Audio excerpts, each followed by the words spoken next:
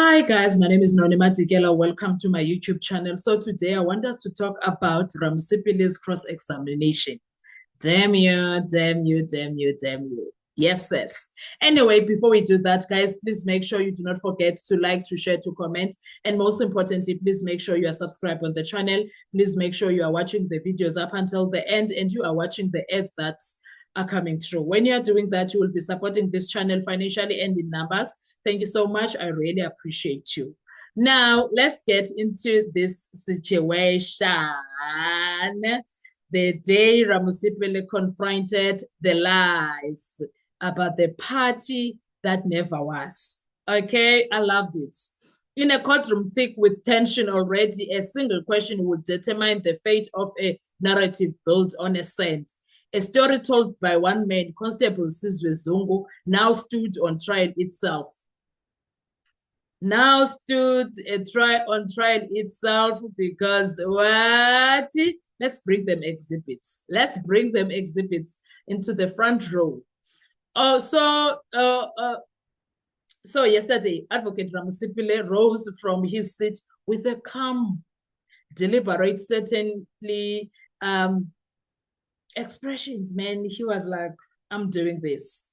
His target, the party Zungu claimed it took place at the hostel, a party allegedly attended by all five accused, including the witness and other people.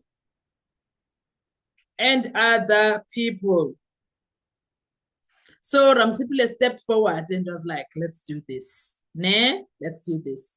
So pertaining to the testimony that there was a party and in attendance was I choose 1 to 5, that's what Constable Zungu said. And then he turns to the witness and said, was I choose number 1 there? Ugwabini is lying.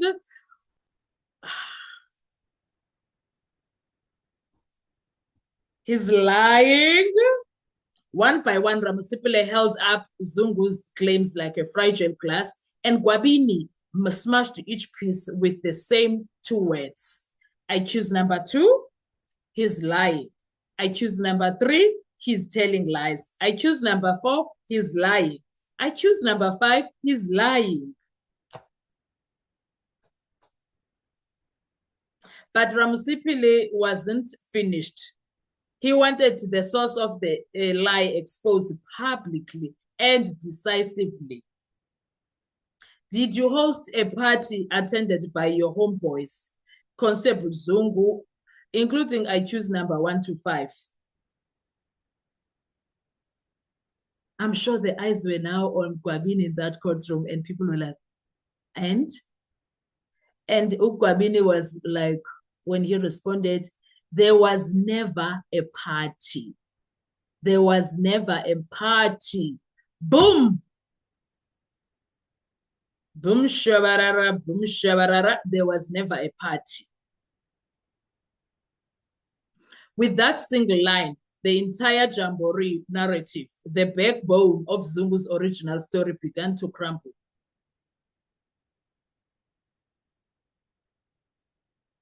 It began to crumble because the party never happened. The party never happened. It was a direct allegation. Someone lied. Someone invented a party.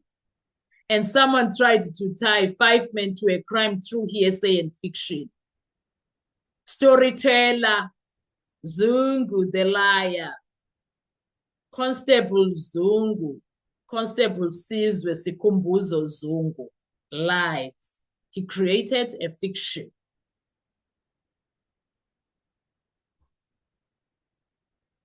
If no party happened, then Zungu's entire chain of events collapses. It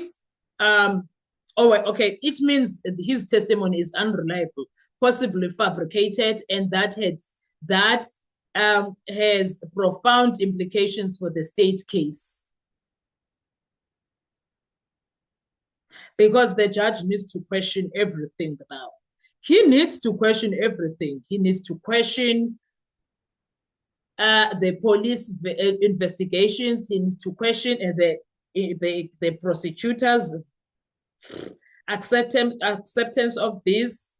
There's a lot of things that Judge Rota needs to question, guys. He has no choice. He has to question all of those things. He must question those things.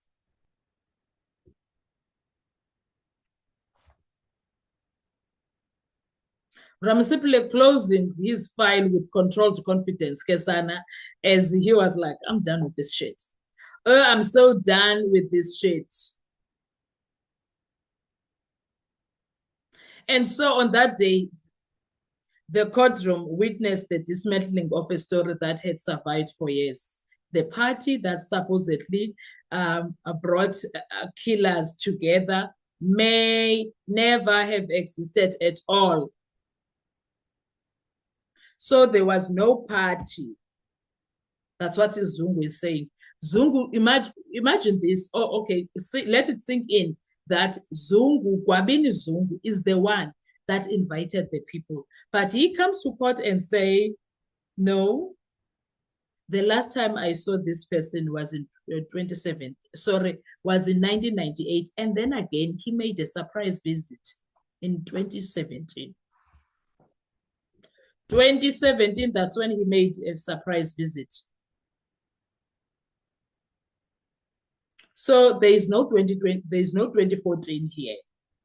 Zungu, the police officer, Sikhumbuzo, Constable Sikhumbuzo Sizwe Zungu, lied under oath, committed perjury. He lied.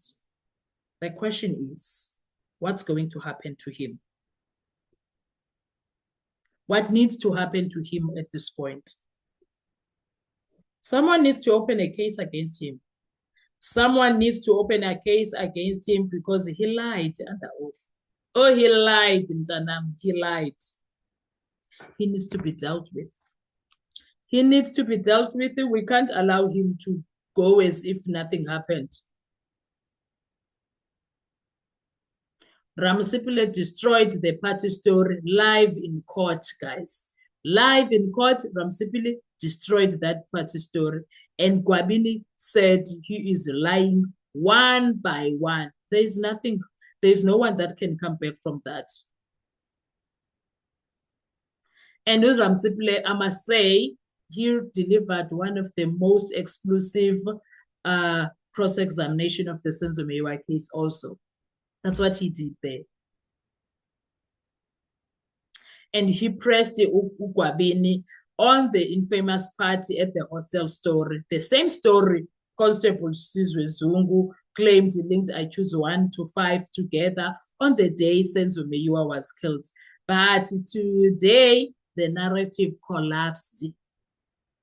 It collapsed. Ramasipile goes through each I Choose one by one, and Gwabini's simple response is the same. He is lying.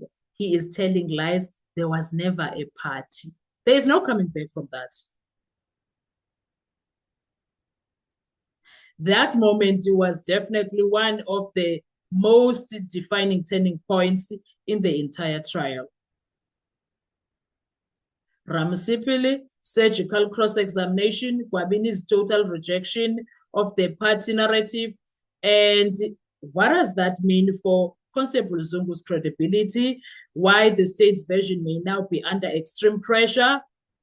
We need analysts to come and expect analysts to come and analyze this for us because wow. Because wow. He is lying. He told lies. That's not something small. That is not something small. I will see you on our next video. Let's talk comment section. I want to hear your views. Do drop your comments there. Thank you so much. Enjoy your day. Bye-bye.